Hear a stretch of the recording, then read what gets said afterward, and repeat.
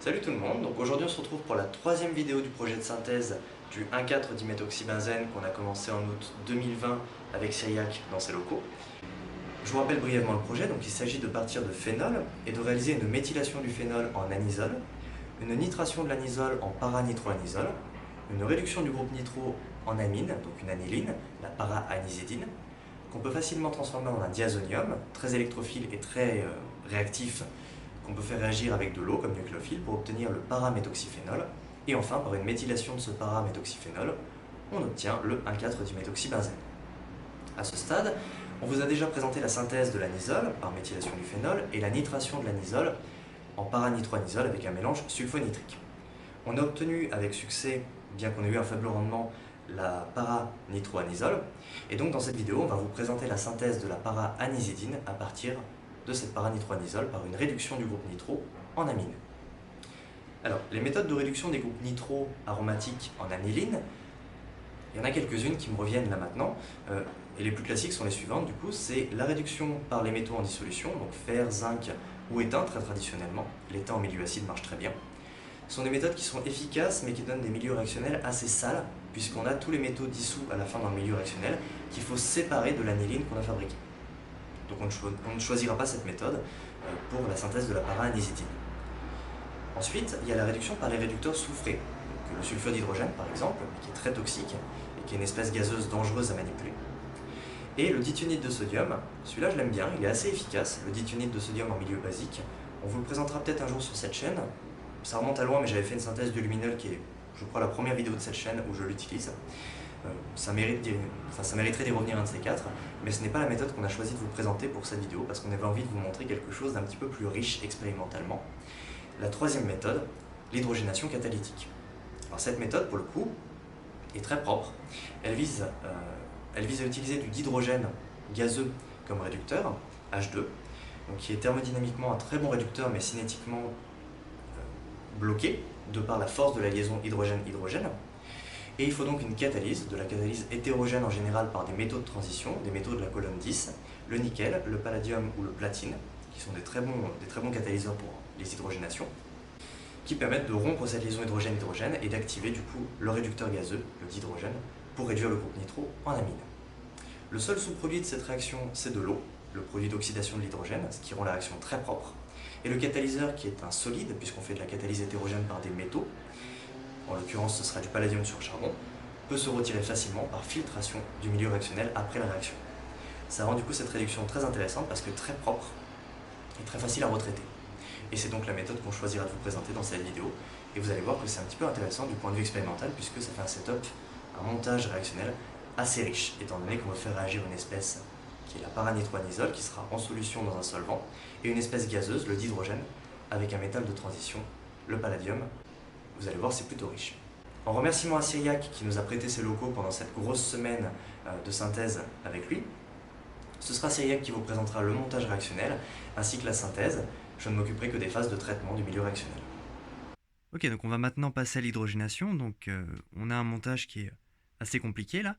Donc Cyriac, est-ce que tu peux nous expliquer un petit peu ce qu'on va faire et puis comment ça marche ce montage? Très bien. Alors, le montage. On a une partie ici, générateur de l'hydrogène. Une partie garde pour éviter les surpressions, pour pouvoir gérer les différences de pression. Une garde ACACL2 qui va nous permettre d'avoir un hydrogène relativement sec dans notre montage. Un manomètre pour surveiller un petit peu la pression. Alors c'est un manomètre en relatif, il commence à la pression atmosphérique et il ne peut que descendre. En fait, ça va juste nous permettre à voir où est-ce qu'on en est au niveau du vide quand on va devoir inerter le montage au début. Et ensuite, la partie réaction, ici, avec notre ballon, on va se faire la réaction, l'hydrogénation catalytique du coup, qui est ici, avec notre produit qui est déjà dedans. Et la bouteille d'argon qui va nous servir ici à inerter le montage. Ici, on a la ligne de vide donc, qui est raccordée à la pompe qui se trouve plus bas, avec un robinet pour pouvoir arrêter justement de tirer au vide au besoin.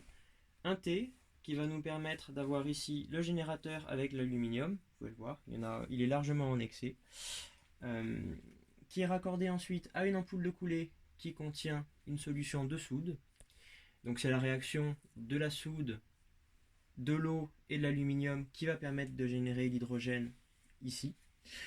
On a un réfrigérant ici qui va permettre, parce que la réaction est fortement exothermique, de limiter dans un premier temps, de limiter la quantité d'eau qui va passer dans le système. Ici une tétine qui va nous permettre d'acheminer l'hydrogène vers ce T, donc un 3 voies, avec 3 robinets.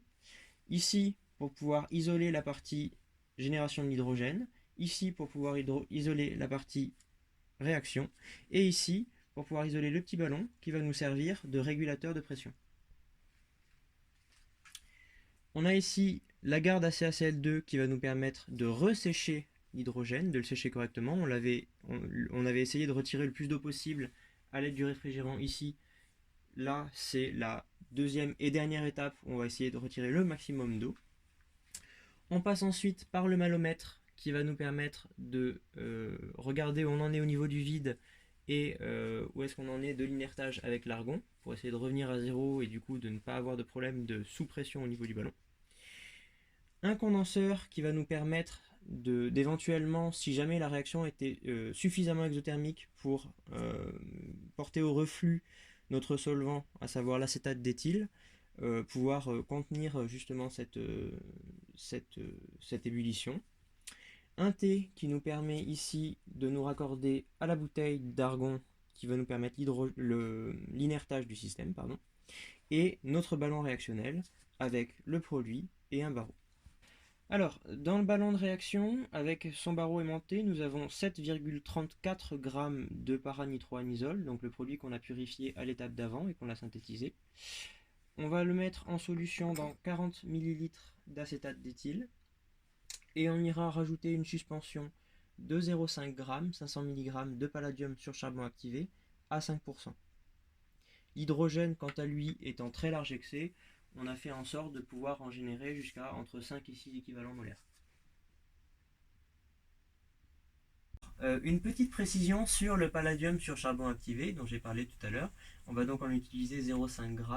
Et comme la plupart des métaux pulvérulents fins, surtout s'ils sont déposés sur charbon activé, ce qui vient augmenter la surface de contact, donc la réactivité, c'est une poudre, c'est un élément qui est pyrophorique, c'est-à-dire qu'il peut s'enflammer spontanément au contact de l'air, et de fait on viendra le manipuler avec précaution. Donc lors du pesage, on se mettra dans un endroit faiblement ou pas ventilé si possible, pour éviter d'avoir un nuage et une potentielle réaction explosive ou dangereuse. Et c'est ce qui explique justement la nécessité d'inerter le montage, parce que comme vous le savez, l'hydrogène est un gaz qui est combustible, l'oxygène qui actuellement est présent dans le montage est un gaz comburant, donc du coup il peut y avoir une réaction entre les deux, on va former H2O, et en l'occurrence, le palladium sur charbon activé, avec sa grande surface spécifique, est tout à fait capable d'initier cette réaction qui est explosive. Comme vous le savez, elle génère énormément d'énergie. Donc c'est pour cela qu'on va venir inerter le système avec de l'argon ici, pour éviter tout risque justement d'une réaction explosive ou dangereuse. Ok, donc on va commencer par introduire du coup le catalyseur, donc le palladium sur charbon activé en essayant de faire le moins de poussière possible avec un entonnoir.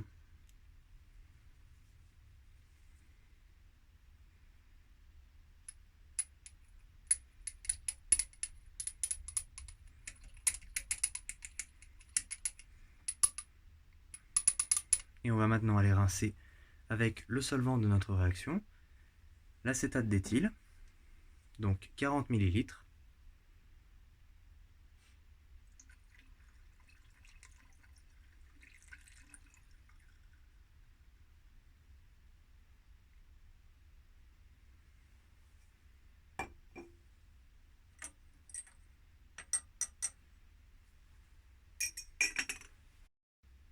Alors on vient replacer le réfrigérant sur le ballon de réaction.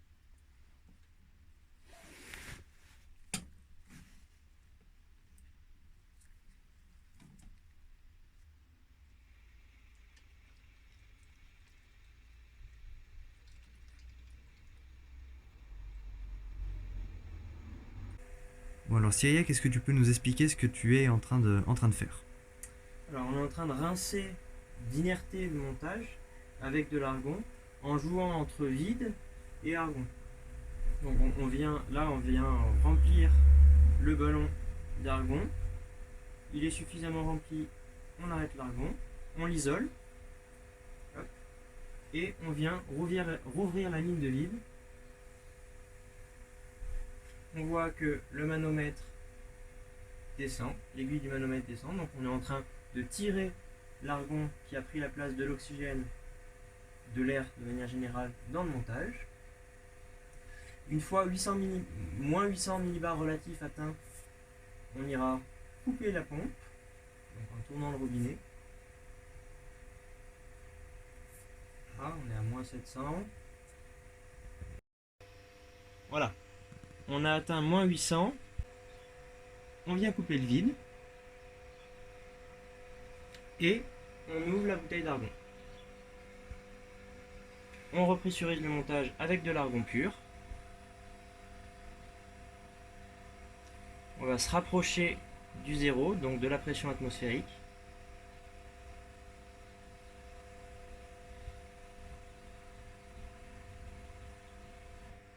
On s'est rapproché de zéro, on coupe l'alimentation en argon et on vient ouvrir le ballon. Le ballon absorbe la dépression, il était rempli d'argon, on est revenu à pression atmosphérique. Et on va répéter ce cycle 3 fois. Sur le dernier cycle, ce qu'on va faire, c'est vider l'argon du système, et en particulier celui dans le ballon, de sorte à ne pas diluer trop notre dihydrogène tout à l'heure. Donc pour ça, on va ouvrir la ligne de vide, en laissant le ballon connecté au système. Donc on observe que le ballon se dégonfle. Et voilà. À présent, on n'a plus besoin de la pompe, donc on va pouvoir retirer le tuyau qui relie le système à la pompe. En ayant bien vérifié que la vanne est fermée. Bien évidemment. Et ça nous permettra d'avoir une sortie en cas de problème. Si on a une surpression de l'hydrogène, on pourra toujours ouvrir ce robinet. Et ça permettra d'évacuer le surplus d'hydrogène. Donc là, on est fin prêt. On a retiré tout l'air des systèmes, il n'y a plus que de l'argon à l'intérieur. Le ballon est dégonflé. Et ce qu'on va faire, c'est amorcer la production de d'hydrogène et commencer la réduction. Alors, on a relié l'ex-entrée d'argon à la pompe pour pouvoir, de cette manière, rincer notre montage avec de l'hydrogène. On va essayer de retirer le maximum d'argon et de remplacer cet argon par notre hydrogène, notre réducteur, qui est donc un réactif dans cette réaction, pour éviter de le diluer et faire en sorte qu'il prenne bien tout le système. On amorce doucement la production d'hydrogène en laissant tomber la solution de soude dedans, au goutte à goutte.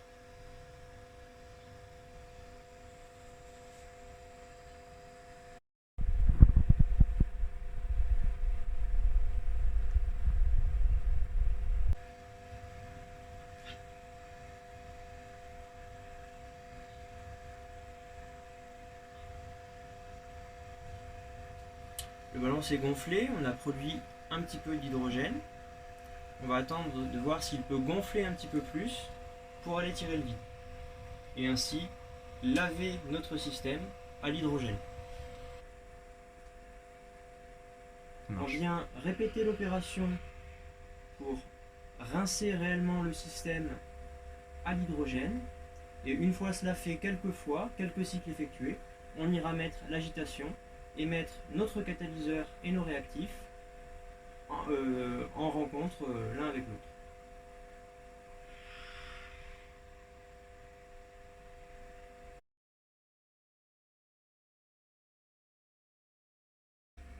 Maintenant, toutes ces étapes faites dans le bon ordre, on peut allumer l'agitation du milieu réactionnel sans aucun souci.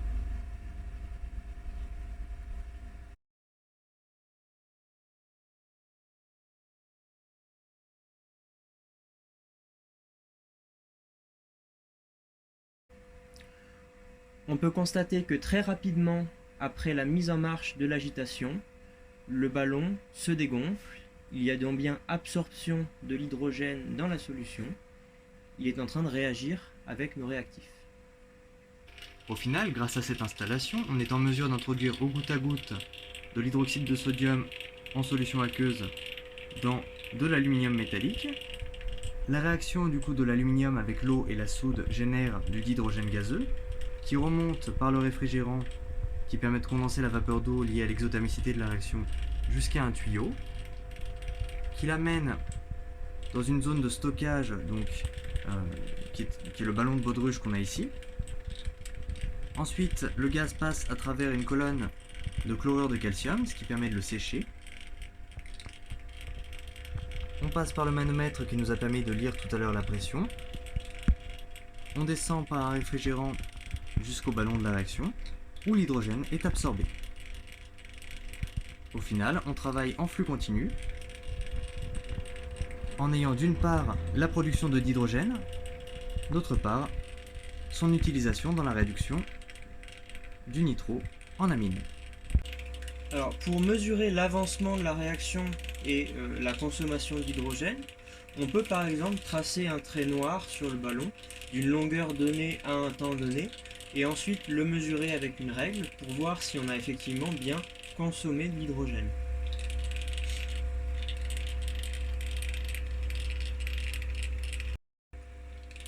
Alors un avantage considérable à procéder comme ça à une hydrogénation plutôt que d'utiliser un autre réducteur classique comme l'étain ou le fer, c'est qu'au final dans le milieu réactionnel on a simplement notre produit en solution dans l'acétate d'éthyle avec un petit peu de palladium sur charbon et le seul sous-produit de la réaction, donc le produit de l'oxydation du dihydrogène par le groupement nitro, c'est l'eau. Et évidemment l'eau ne va pas nous déranger au niveau de la purification. Par ailleurs, comme on est déjà dans l'acétate d'éthyle, on pourra utiliser directement le solvant de la réaction lorsqu'on fera l'extraction acido-basique de notre produit qui est une amine. Ok, donc nous voilà le lendemain. On a déjà consommé donc quelques ballons de dihydrogène en environ 6 heures de réaction. Donc après c'est difficile de savoir quelle proportion de dihydrogène est vraiment consommée par la réaction et quelle proportion est vraiment perdue dans des fuites. Mais maintenant ce qu'on peut faire pour s'assurer que le palladium sur charbon ait bien été en contact avec le dihydrogène, puisqu'il nous reste beaucoup d'aluminium et de soude, c'est générer le dihydrogène en flux continu. À ce stade on n'a plus rien à perdre puisque la réaction a eu le temps de se faire. On fait quand même passer le dihydrogène du coup par le ballon et on fait buller le gaz en sortie dans une cuve à eau pour pouvoir en suivre le débit et s'assurer qu'on a bien un balayage régulier du dihydrogène dans le système. Comme ça, on sera sûr que le palladium sur charbon et la paranitro-anisole aient vraiment été en contact avec du dihydrogène et qu'il y ait eu tout le temps et toute la quantité de réducteurs nécessaires pour que la réaction se fasse. Alors au passage, je vais en profiter pour vous montrer un petit peu les propriétés du dihydrogène en récupérant dans un Erlenmeyer. Et en particulier, je vais vous montrer ses propriétés de combustible, puisqu'on a dit dans l'introduction de cette section de la synthèse que le dihydrogène était un gaz combustible et que par conséquent il y avait un danger associé à sa manipulation. Donc je vais essayer de vous montrer ça. Donc pour ça, je vais en récupérer un petit peu dans un Erlenmeyer. Donc je vais ouvrir un petit peu plus le robinet de sortie pour collecter davantage de gaz et après je laisserai de toute façon le ballon se regonfler. Voilà.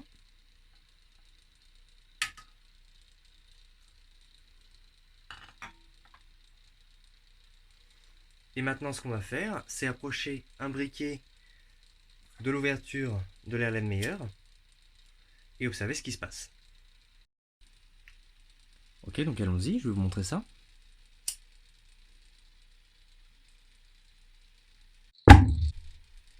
Donc on a une petite déflagration, même une bonne déflagration, hein, compte tenu du peu de dihydrogène que j'ai fait réagir. Ce qui nous montre que effectivement ça peut être assez dangereux, surtout dans un système qui est vraiment fermé. Hein. Là c'est pas fermé, il y a une ouverture heureusement. Donc d'avoir un mélange de dihydrogène et d'air, plus un catalyseur, ici le palladium sur charbon, susceptible de générer du coup l'inflammation spontanée du mélange. On peut avoir une explosion. Donc il faut être assez prudent avec ce gaz, même si c'est un réducteur absolument fantastique pour ce genre de réaction. Alors, à ce stade, ça fait plusieurs heures que le ballon qui est encore rempli d'hydrogène ne s'est pas désempli.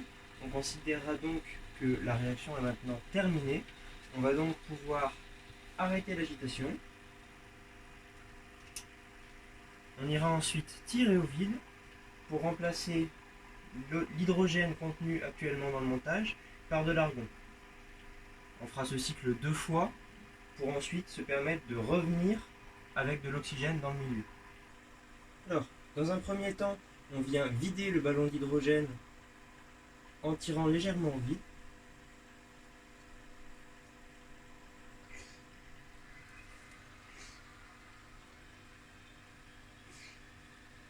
Voilà, comme ceci. On vient maintenant isoler le ballon et tirer le vide dans le montage.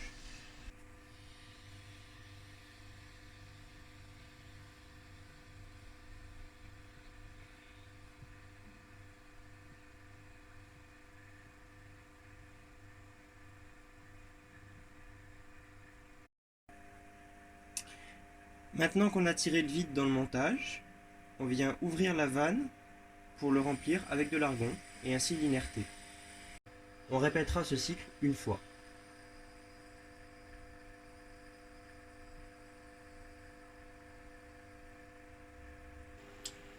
On retire le vide une dernière fois.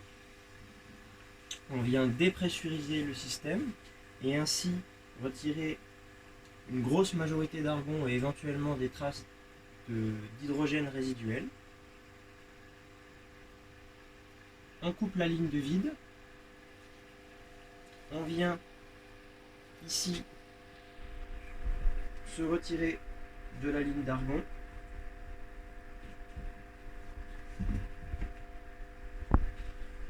On vient retirer la ligne de vide. Et on peut maintenant repressuriser le système avec de l'air atmosphérique, doucement.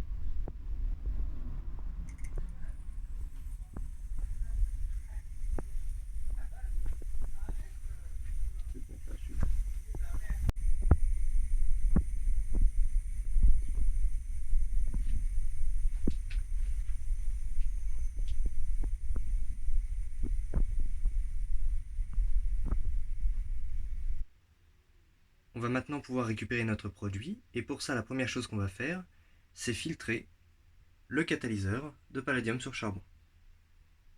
Alors, pour pouvoir éliminer notre suspension de catalyseur dans le milieu réactionnel, il est extrêmement fin et on va donc devoir ce qu'on appelle le filtrer sur sélite. Donc là, en l'occurrence, de la sélite 545.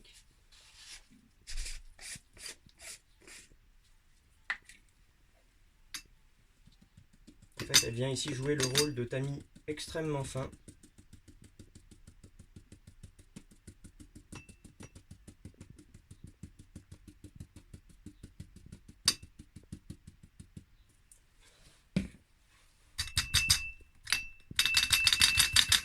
On vient maintenant rincer la sélite avec notre solvant, donc l'acétate d'éthyle.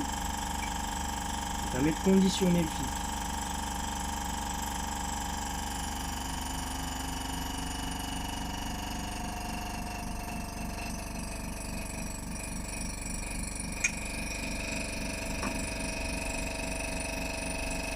Alors, on a maintenant extrait notre ballon du montage réactionnel et on va pouvoir filtrer le catalyseur sur la sélite qui est maintenant préparée, conditionnée. Je te mets la pompe. Ouais, s'il te plaît. On y va.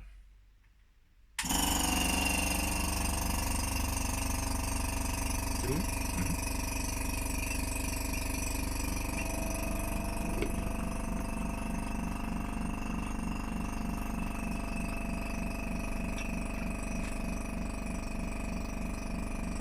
Alors à ce stade, on peut déjà se réjouir parce qu'on remarque que notre solvant est quasiment complètement incolore. On se rappellera que notre produit, la para-anisidine, est censé être incolore. Ça, c'est plutôt bon signe.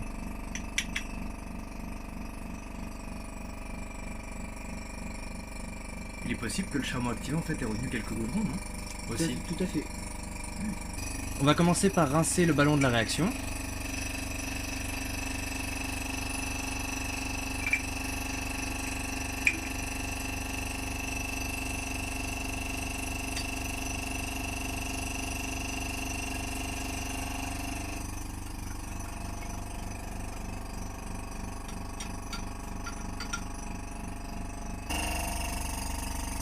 Voilà, on vient rincer avec de l'acétate d'éthyle, on rince tout, on rince l'entonnoir, on rince le catalyseur et la sélite.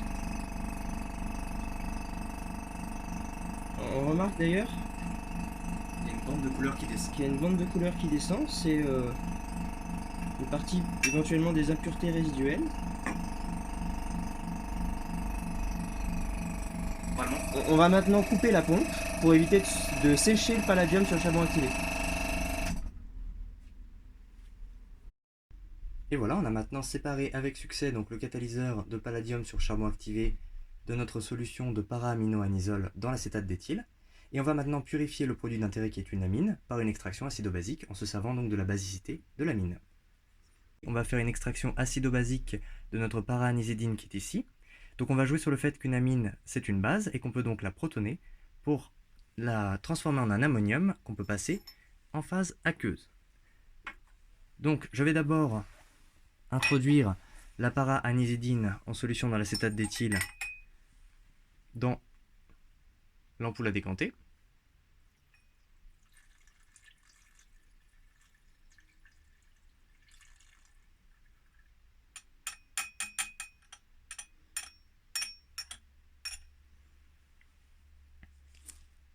Et maintenant, pour protoner l'amine et la transformer en ammonium hydrosoluble, on va utiliser 20 ml d'acide chlorhydrique à 10%, ce qui devrait être suffisant pour déprotoner la totalité, pour protoner la totalité de l'amine.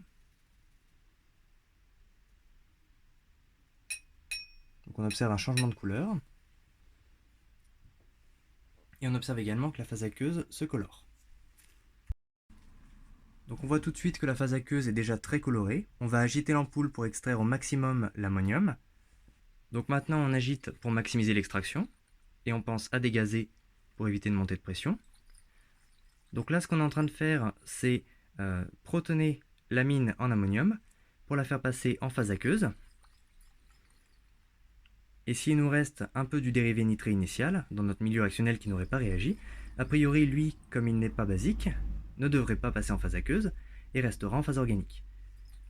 On peut donc ainsi séparer l'amine, basique, du composé nitré, qui n'est pas basique. C'est une première étape de purification. Maintenant que les phases sont séparées, on va récupérer la phase aqueuse inférieure qui devrait contenir notre produit sous forme d'ammonium. On remarque que donc la phase aqueuse a récupéré une bonne partie de la couleur, ce qui est à la fois bon signe et mauvais signe, mais c'est bon signe dans le sens où ça veut dire qu'on a effectivement extrait quelque chose avec l'acide.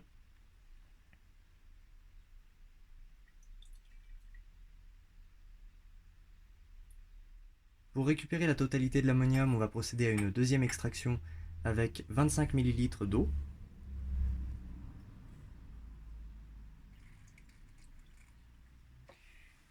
Et 5 ml de plus d'acide chlorhydrique à 10%.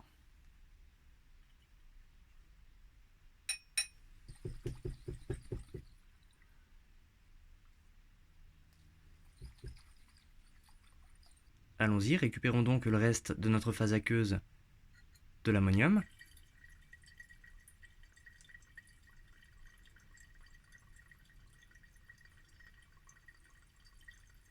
Et laissons derrière l'acétate d'éthyle, qui ne contient plus que les goudrons non basiques et les résidus du composé nitré. Ok, on peut donc récupérer notre phase aqueuse de notre produit sous forme d'ammonium.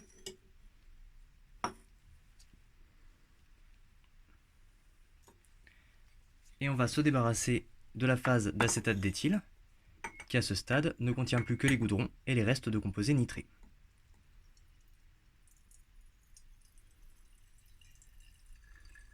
On s'est maintenant débarrassé de toutes les impuretés non basiques.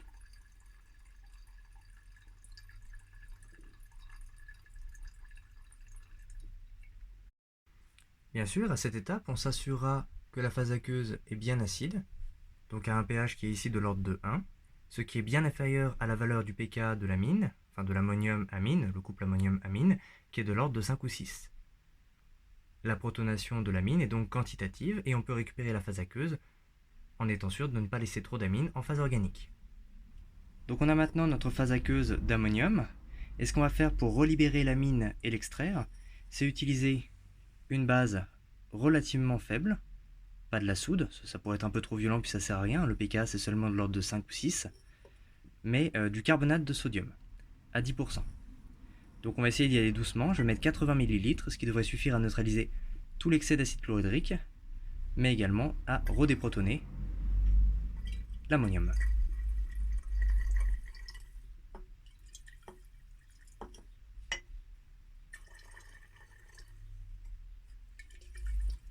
Donc je préfère faire ça dans un Erlenmeyer que dans l'ampoule pour éviter une trop forte effervescence qui pourrait faire déborder le liquide. En l'occurrence, on voit que ce qui se passe est relativement doux, mais c'est toujours une petite prudence à avoir.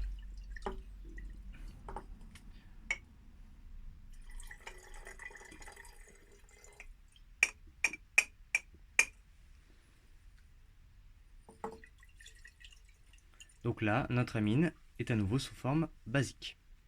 Et on va pouvoir l'extraire avec un autre solvant, plus facile à évaporer et qui, d'après nos expériences précédentes, a tendance à moins dissoudre les goudrons, l'éther. Donc on observe d'ores et déjà qu'en basifiant la solution d'ammonium, on a fait apparaître une huile assez sombre pour l'instant, qui flotte en surface du liquide et qui du coup est constituée de notre para-amino-anisole. À ce stade, on s'assurera que le pH de la solution aqueuse est bien basique. Donc ici, un pH de l'ordre de 9 ou 10 convient très bien. On est largement au-dessus du pK du couple ammonium-amine qui est à 5 ou 6 ici. Par conséquent, notre extraction à l'éther est bien efficace. On ne perd pas trop d'ammonium en phase aqueuse. L'amine est globalement sous sa forme liposoluble, sa forme soluble dans l'éther et non dans l'eau, la forme basique. Maintenant, pour extraire notre produit, on va reporter la phase aqueuse basifiée dans l'ampoule. Et on va utiliser de l'éther diéthylique pour récupérer l'amine. Donc on va utiliser 25 ml d'éther diéthylique. On commence par rincer l'Erlenmeyer pour limiter les pertes mécaniques.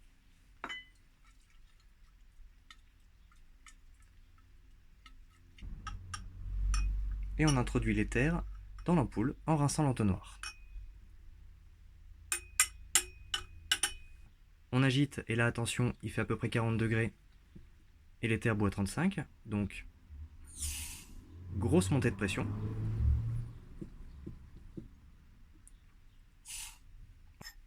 On peut maintenant séparer la phase aqueuse de la phase organique qui nous intéresse et qui contient notre produit dans l'éther. Alors par souci d'efficacité, on va quand même réextraire la phase aqueuse avec 25 ml de plus d'éther diéthylique.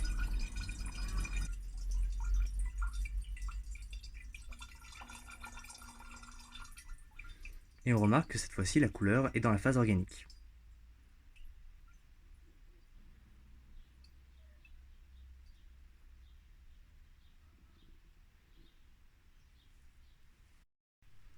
On peut maintenant mettre de côté la phase aqueuse qu'on va réextraire tout à l'heure et récupérer la phase d'éther diéthylique qui contient notre produit. Et on va maintenant réextraire la phase aqueuse. Donc on replace la phase aqueuse dans l'ampoule.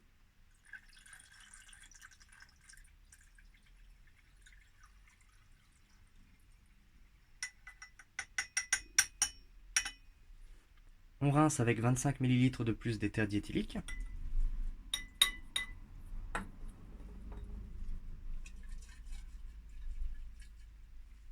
Et on introduit l'éther dans l'ampoule.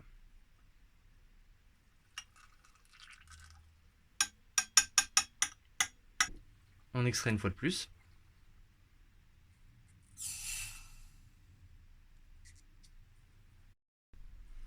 Et on peut maintenant se débarrasser de la phase aqueuse, qui a priori ne contient que très peu de notre produit d'intérêt, puisqu'on a extrait déjà 2 fois avec l'éther diéthylique.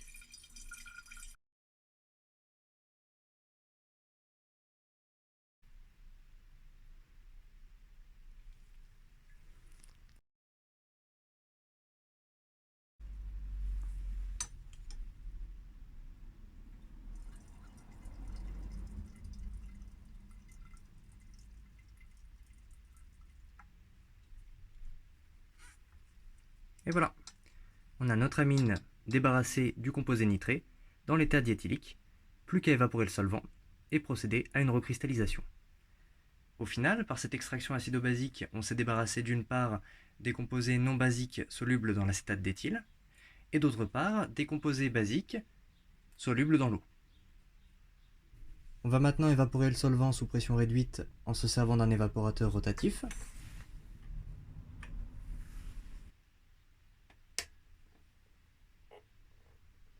Donc là c'est de l'éther, pas besoin d'un bain d'eau, ça devrait s'évaporer tout seul juste en faisant le vide. On allume la pompe.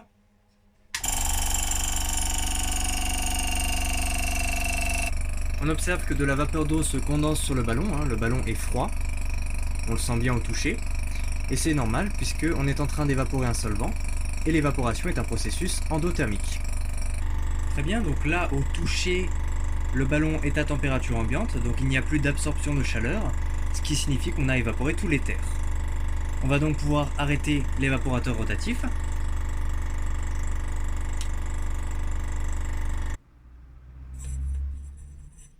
Et voilà, on a évaporé tout l'éther, on a maintenant notre paranésidine débarrassée du solvant, et on n'a plus qu'à procéder à une recristallisation. Bon bah Cyriaque, je vais trop passer la main à ce stade pour du coup la recristallisation du produit qu'on a obtenu. Merci. Alors, après les lavages acido-basiques qui nous ont permis de récupérer ce produit, alors huileux, pourquoi? Potentiellement parce qu'il y a encore un petit peu d'acétate d'éthyle. Et pourquoi cette couleur aussi foncée? Probablement des produits d'oxydation de notre amine. On sait de par la littérature qu'elle est facilement oxydable. Et éventuellement des traces d'un amide ou autres produits de ce style-là, et qu'on va essayer du coup de séparer par recristallisation. On le fera ici sans réfrigérant pour justement essayer de retirer la petite fraction d'acétate d'éthyle qui reste dans le produit. Et pour ça, pour ce faire, on va utiliser un mélange à 15% volumique d'éthanol dans l'eau pour pouvoir essayer de récupérer les quelques molécules organiques qui donnent cette coloration qui n'est pas celle de notre produit désiré, hein, et ainsi nous permettre d'avoir une recristallisation qui donnera de beaux cristaux. On espérera blanc, éventuellement il en faudra peut-être une deuxième derrière pour les avoir vraiment blancs. On discutera en fonction de la CCM, de la justification et de la nécessité d'en faire une seconde ou pas. Alors on va venir placer quelques millilitres de notre mélange éthanol eau à 15% dans le ballon. Voilà, 3. On va en mettre 9 au début. Pour avoir à peu près la même quantité de liquide dans le ballon que de liquide de recristallisation.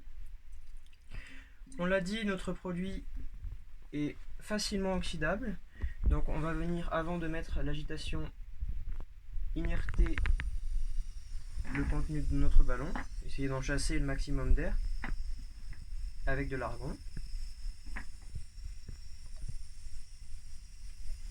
Voilà. Et ensuite placer un verre de montre.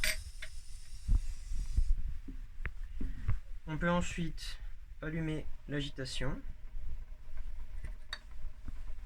et le chauffage.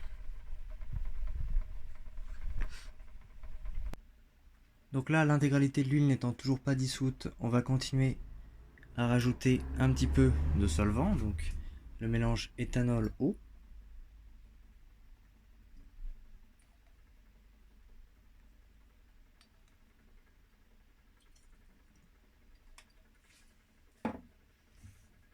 Comme toujours, dès qu'on ouvre le système, on inerte à l'argon.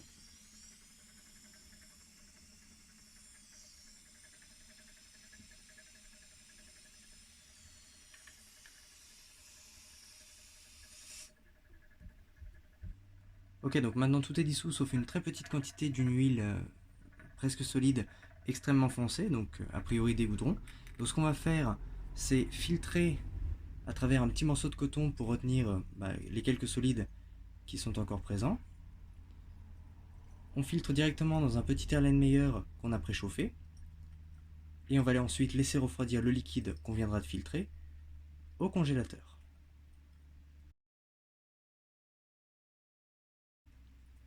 Donc là, ce qu'on peut espérer, c'est que le peu d'huile sombre qui reste piégé sur la petite bourre de coton qui me sert de filtre.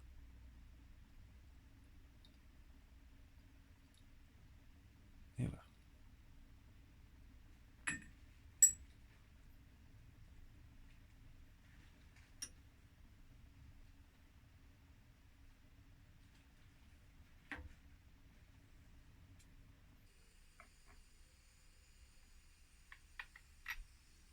On laisse maintenant notre solution chaude, fraîchement filtrée de para-anisidine refroidir,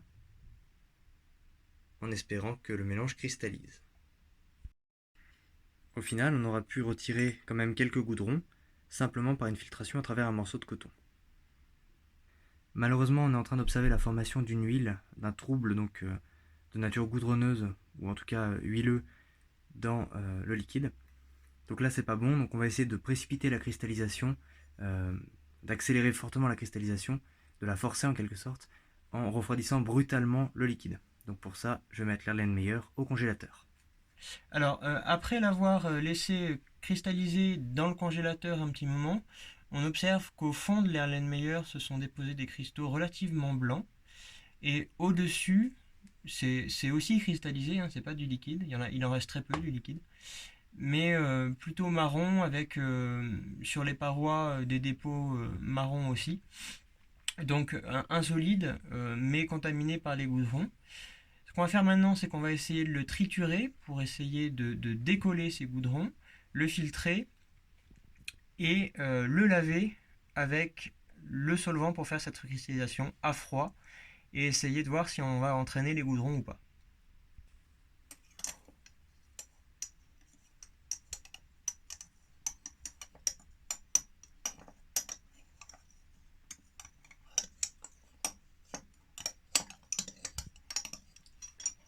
Ouais, ça tombe vraiment au fond. Les goudrons se décollent et tombent au fond, c'est ça? Non, une autre solide. Ah, c'est une autre option. Ah non, on va essayer quand même. Mais en tout cas, ils n'ont pas cristallisé ensemble, donc tu vois, c'est bon signe. Ouais.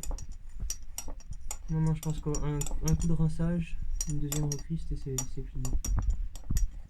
Trop cool. Allez, on essaye. On filtre? On essaye. On y va. Ouais, tu vois. Parfait. Magnifique. Hey, c'est même pas si noir en fait. Hein. Non. Alors là,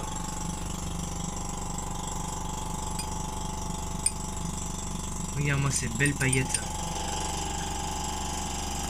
il y a aussi les goudrons.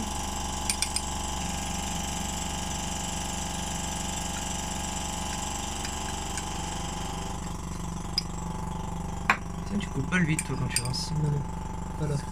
Ok.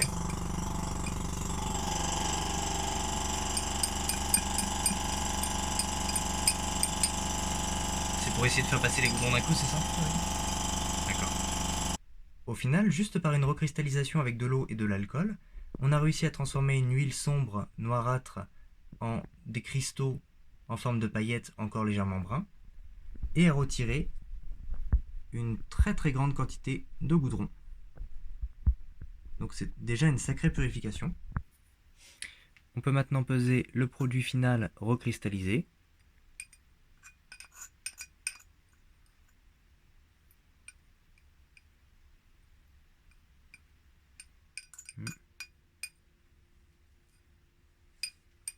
Et ben, on dirait bien qu'on a 4 grammes tout pile. Alors, on arrive au bout de cette semaine de chimie, de ces 3 étapes, avec 4 grammes de para-anisidine, pardon, ce qui représente un rendement d'environ entre 67 et 68%. D'un produit qui reste légèrement coloré, mais cela dit, c'est pas choquant parce que on retrouve dans la littérature que les produits d'oxydation sont très colorés. Donc en fait, on va vérifier par CCM qu'en réalité, il est largement assez pur pour pouvoir ensuite l'investir dans une nouvelle synthèse, euh, une prochaine étape que vous verrez peut-être plus tard. Mais en tout cas, voilà, c'est la fin de cette semaine, la fin de cette synthèse. On arrive à un produit, le produit qu'on voulait. Donc on est bien content. L'hydrogénation catalytique a très bien marché dans l'acétate d'éthyle, c'est un peu moins commun que le méthanol. Mais, euh, mais du coup, voilà, c'était une belle synthèse, tout s'est bien passé et on est content d'avoir eu un aussi bon rendement d'un produit relativement pur. Encore une fois, on le verra par CCM. Voilà, donc on se retrouve la prochaine fois pour la transformation de cette petite chose en diazonium, la formation d'un phénol, puis la méthylation.